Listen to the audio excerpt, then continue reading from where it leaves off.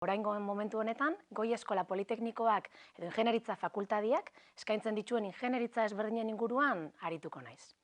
Beraz, guztiok zuetako batzuk, agian argi daukotzue zientzia, teknologia eta pixkat bide hortatik jarraitzea gure dozuela, baina ez daukotzue argi, ze ingenieritza edo ze titulo konkretu ikastia gure dozuen, jakin daizuen, Mondragon Unibertsitateak 9 ingenieritza eskaintzen ditu, beraz, ez da lan erresa, hauen artean zein aukeratu. Beraz, gaurko saiotxo honetan saiatuko naz pixkat, bakoitzaren bereizgarriak edo ezberdintasunak labur-labur azaltzen. Pantailan ikusten dozuen irudi honetan, hiri bat edo herri bateko, gure bizitzako momentu bat ikusten dugu, bertan dauz etxe bizitzak, bertan ditugu lantegiak, garraioa, eta pertsona ezberdinak zelaian, jolasten, lanian edo hainbat gauza egiten, ez?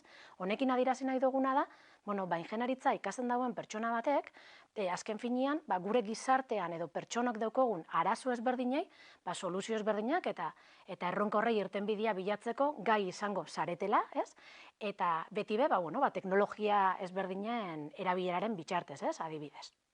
Beraz, oin banaka-banaka, joango naz pixkat, ingenieritza bakoitzaren inguruko ezaugarritsuak adierazten. Lehenik eta behin, hasiko naz, eskuman ikusten dozuen mekanika ingenieritzatik, Azkenian galdetuko banotzuen, zer uste dozu egiten dauela ingenieritza mekanikoa, ikasi dauen pertsona batek? Segurazki, eta hor irudia ikusita ez da kotxea, motorra torriko jatzue burura. Bai, motorra azkenian, kotxearen pieza edo komponente garrantzitsu bada, nun elemento pilo bat ditun, eta hauek mekanikoki, mugimenduak eta bar egiten dituzte, Baina ez bakarrik kotxe batan, eta ez bakarrik motorrian, izan leike kristala garbitzeko, limpia parabrisas bezala edo ezagutzen dugun hori, mugimendu bat beukiko dago, Eta, horretaz gain be kotxearen diseinua bera, forma, aerodinamika edo, nola kontsumi dezaken gutxiago, ze material izan behar ditun komponente edo pieza bakoitza, eta baita, behin hori erabakita, ze prozesuren bitartez, egingo litzakeen horreitako komponente bakoitza. Orduan, hori izango litzake pixkat ideia bat itxeko, hemen adibidez, marrazketa, irudiak edo marrazketa be, oso garrantzitsua izango da. Bestalde batetik, ingenieritza elektronikoari dagokionez, oin gora joanaz ara eskerrera, dron bat ikusten dozu, bertan dron horretan adierazi nahi duguna da, esaterako, dron horrek sentsorez berdinak izango ditula, kamera bat eukiko dauela, orduan, elektronikako ingenieritza ikasten dauen norbaitek, azkenian egin beharko dauena da, nolabait, dron horren barruan dijoazten elementu ezberdinan, aukeraketa, diseinua, eta baita, beraien arteko konexioak, diseinatu. Gainera, kontutan euki behar da, agian imaginatu, Antartida edo nunbait daukoguen dron batek, gaur egunaz daukogun erronkatako bat aldaketa klimatiko izango litzake, beraz, bertan dagoen izeber bat urtuko balitza adibidez, edo horren kontrola eramaneko bagenu, beste kondizio batzutan aurkituko litzake, ez hemen gonetan bezala, eta, igual sentsoreak, beste hainbat aspektu be, jorratu behar ditu, eta horrek be, baloratu egin beharko lituzke ingenieritza hau ikasten dagoen norbaitek. Orain honetan, ingenieritza informatikora pasauko naz. Ingenieritza informatikoa, bertan adierazita ikusten dugu, smartwatch bat edo erloju baten bitartez. Izen leike erloju horretan edo mugikor batetan, danok ezagutzen ditugu, gailu horretan erabiltzen ditugun aplikazio ezberdinak, Orduan, aplikazio horren garapenian, atzeti doian software horren garapen egingo dau, ingenieru honek, programazio lenguaia ezberdinak ikasiz, eta bar. Baina horretaz gain baitza, badakigu, guk horrik egiten dugunean, edo oinez ibiltzen garenian, hor datuak, kudeatzen ditula aparailuak, edo kasu honetan erlojuak, eta datu horrek, internet bidez, bilatzen ditugula, edo erabili alditugula, grafikak ikusi, eta abar, orduan, guzti horren kudeak eta bebai, informatiko horrek egingo leuke. Bestalde batetik, oin paseuko naz ingenieritza mekatronikora. Ingenieritza mekatronikoak egiten dauena da, orain azaldu ditudan, hiru honeik nolabait uztartu. Eskuman goian ikusten dozue, lantegiari lotuta, esku robotiko bat adierazita dauko hor, eta ingenieritza honek egiten dauena da barneratu. Parte mekanikoa, parte elektronikoa, eta parte automatismoena, edo pixkat informatikarekin lotuta dijoana. Kasu honetan, Nahi dauena da, gaur egun fabrikazioan edo lantegietan, egiten dien ekintza guzti horreitan ziar, pertsonari lagundu nolabait, eta efizientiagoa izateko, askotan, gauza oso konkretuak egin behar dira, eta pertsonok ezin ditugu egin, edo denbora zehatz baten, beraz guzti horri laguntzeko, industriak, garatzen ditun, robot edo makinaria ezberdinak diseinatzeko balio dozku. Baitxabe, imaginatu, lehen aipatu duten kotxea, Volkswagen marka batentzako, adibidez Alemanira joan beharko bagina, hiru informatikari edo hiru mekaniko edo hainbat eta hainbat eraman biharrian, perfil bakarrak nolabait, posible dauka, makina hori martxan jarri, muntatu, eta aurrera segitzeko ahalmen hori eskaini, beste bezeroari. Oin, industri diseinu eta produktuaren garapeneko ingenieritzara pasako naiz. Askok pentsatuko dozue, edo relazionatuko dozue ingenieritza hau, diseinuarekin, kasu honetan izeleike autobus horren diseinuarekin, edo kotxearena, edo erlojuarena, edo danadalakuaren itxura edo diseinu horrekin, baina ez da hortan bakarrik oinarritzen, baizik eta produktu hori, norentzako, egokitzen den edo norentzako diseinatuta dauen aztertu beharra dago, ez da berdina izango esaterako autobus horren adibide hartuta, lineako autobus baten diseinu egitea, edota kontzertutarako erabiltzen den jirako autobus bat garatzia, azkenian bertan erabiltzaile eta behar ezberdinak egongo dira, batek oiak egiko ditu, beste batek eserlekuak, azkenian diseinatzaile horrek egingo dauena da, autobus horretan aurkitzu genezakeen konponente guzti horren diseinua. Eta diseinua ez gari garenean, hemen ez da usakonduko horren beste mekaniko bat beste agian parte elektroniko, mekaniko eta horreitan, baizik eta bai pentsatuko dau bere ergonomian, erabileran, eta baita beste hainbat aspektutan, baita pentsatuko dau ze forma eduki behar dauen, hainbat eta hainbat aspektu. Hemen marrazketa ere oso garrantzitsu izango da, eta pixkat mekanika horrekin igual alderatuta, marketing ikuspegia bebai sartzen da, azkenean produktu horrein merkaturatzeko prozesu hortan be sakontzen dozuelako. Bestalde batetik, energiaren ingenieritza izango ginuke. Energiaren ingenieritza honek jasotzen dauena da nolabait energia sortzen da momentutik edo hartzen dugun momentutik, mantentzen dugun bitxartian eta erabiliko dugun bitxarterako ziklo guzti horren azterketa eta ezagutza, beti be energia berriztagarrietan jarriko dugu fokua noski, baina guztiak ezagutu beharko ditugu, horripe nolabait hobetu eta baztertu behar dien horrek, baztertu ditzagunaz. Beraz oso garrantzitsua izango da, energiak adibidez sortzeko dauzen modu ezberdinak ezagutzia, baina baita azkenian guk energia lortzen badugu, baina ez badaukagu horrek nola lortu edo nola gorde, adibidez kotxe elektrikoarekin pasatzen dana, oin daukaguen erronkatako bada, zenbateko autonomia dauka kotxe horrek, zenbat kilometro egin ditzazkegu, gure etxetik eta oporretara joateko. Hori erronka bat izango da zentzu honetan, eta beraz, hori aztertzeko sistema ezberdinak ikasiko dituzte, eta baita gero, energia hori erabiltzeko modu ezberdinak bebai.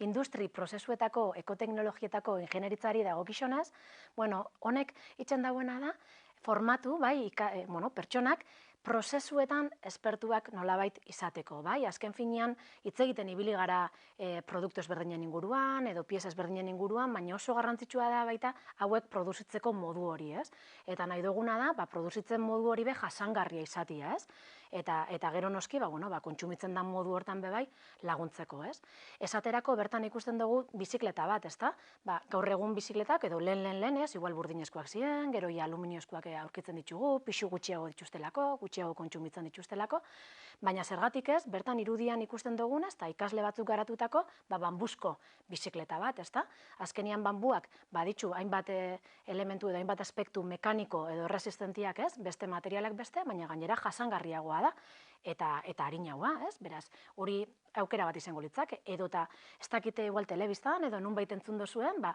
surf taula baten inguruan ere berrikuntzak egin dituztela gure ikasleak, esaterako surf taula hori barruan daukan espuma, hori izan beharrean, kartoizko zuntz batzuk ditu, eta gero, beira, zuntzarekin forratuta, askoz beharinagoa da, gainera gutxiago kontsumitzen du bere fabrikazioak, eta beste hainbat ezaugarri hobetzen ditu, ez da, gaurkoekin konparatuta. Beraz, azken finean hortan datza.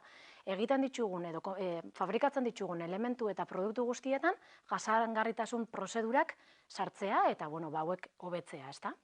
Hori izango litzake ingeniaritza hau ikasten dagoen ikasle baten helburua, mundu jasangarriago bat eduki daigun guztiok. Bueno, hurrengoa industria antolakuntzako ingenieritza izango litzateke, ez? Hautxe da esaten duguna dela pixkat enpresa mundura gehien hurbiltzen den ingenieritza, baina beti be ikuspuntu teknikotik, ezta? Ingenieritza ikuspegitik. Esango ginuke, adibidez lehen aipatu dugun kotxea edo autobusa edo bertan ikusten duzuen semaforo hori fabrikatzea nahiko baginu, antolaketako ingenieriuak egiten dagoena da, nolabait ingenieru ezberdinak kudeatu, baita hornitzaileak kudeatu, baita semaforo, kotxe edo autobus hori fabrikatzeko behar ditugun makinen, kokaleku edo disposizio ezberdinaren inguruan arduratu, eta baita fabrikazio prozesu guzti hori esaterako denboran heltzeko, kostuan heltzeko, eta jasangarritasun mediotan heltzeko, esaterako. Beraz, hor adibidean ikusten dugun beste aspektu bat izan leke, imaginatu, garraioa gaur egun badakigu baita hirietan batez ere, pilo bat kutsatzen dutela, eta erronka potolo badala, ezta, udalerrientzako. Zergatik ez, lagundu, azkenean fluxu ezberdinak kudeatzen, eta trafiko hori beste modu batera ez kontrolatzen, hortan be, ingenieritza hau ikasten dagoen horbaitek lagundu dezake, plataforma ezberdinen bitxartez. Eta azkenik, ingenieritza biomedikoa eukiko ginuke, ingenieritza, orain arte azaldu ditudan ingenieritza guztiak, nolabait, igual sektore industrialakin, edo, enpresa edo ezagutzen ditugun produktu ezberdinekin erlazionatzen dugu. Eta, justu hause bai da, pixkat sektore konkretu batera bideratzen dana, nolabait biosanitario hortara. Beraz, esaten dugu, 180 batean ingenieritza badala, eta 120 badaukola alor hortako ikasketak, nolabait esateko edo ikasgaiak. Ados egongo zarien erekin, ez dela berdina, torloju bat aldatzia, lehen aipatu duten eskur robotiko horretan, edo eta gure belaunian jartzen dugun implante baten. Azken finean, belaunarekin kompatibilitatea daukan ala ez, biomaterialak, aztertu beharko ditugu, gorputzan seinale bitalak, eta gero gainera, holako protesi, irudian ikusten dugun, neska mutil hori korrikan dabiltzenak, protesi hori diseinatzeaz gain, edo implantea diseinatzeaz gain, kapazak izango zarete baita, edozein zentru medikotan, ospitaletan, edo aurkitzen duzuen ekipamendu medikua diseinatzeko, inkubadora bat, edo eskaner bat, edo bertan aurki daitezke, hainbat eta hainbat ekipamendu, ezta? Horrik izen die, Mondragon Unibertsitateak eskaintzen dituen 9 ingenieritzak, eta espero dugu, pixkat argitu izana, bakoitzaren arteko ezberdintasun horrek. Ingenieritzak azaldu ondoren, gustoko jaten, hainbat ezaugarri aipatzia. Lehena izango litzake, gure Mondragon Unibertsitateak eskaintzen dituen ingenieritza guztiak dualak diela. Horrek esan gura dau, alde batetik, lan ikaste partekatzea partekatu zenkiela, hau da, ikasten zabitzen bitxartian enpresa baten praktikak egiteko ahalmena eukiko dozuela, eta bestalde batetik, 4. mailako gradua mailerako lanabe, guztiok egingo dozuela bai enpresa baten edo enpresa batentzako. Hemen aipagarria da, lan ikaste partekatze hori nolabait voluntarioa dela, mekatronikan ezik.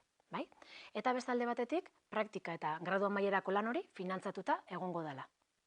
Gainera, ikasteko moduari erreferentzia eginez, lehen bideoan aipatu dugun moduan, modu praktiko baten ikasiko dozue, proiektuetan oinarritutako metodologiaren bitxartez. Horrek gure dau esan, urte guztietan zehar, 6 hilabete bakoitzian, proiektu luze bat garatuko dozuela. Proiektu hori, enpresa batek jarriko dozuen erronka bati lotuta egongo da. Etzarie libre ibiliko, baina beti eukiko dozue tutore baten laguntza. Eta azken finean, zeuen helburua izango da, horretik ikasgaietan ikasi dituzuen kompetentzi eta ezaugarri guzti horrek, praktikan jartzia, modu erreal baten, enpresa batentzako erronka bat, erronka bati soluzioa bilatuz. Eta amaitzeko, gogorarazi gure ingenieritza ezberdinak kampus ezberdinetan eskaintzen ditugula. Batetik Arrasaten, bestalde batetik Oronaideoko kampusian, Hernanin, bestalde batetik Goierrin, Ordizin, eta azkenik Bilbon. Eta azkenik, hizkuntzei dagokionez, aipatzia gure ingenieritzak modu eleanitzan ikasteko aukera eukiko dozuela. Euskeraz, gaztelaniaz eta ingelesez.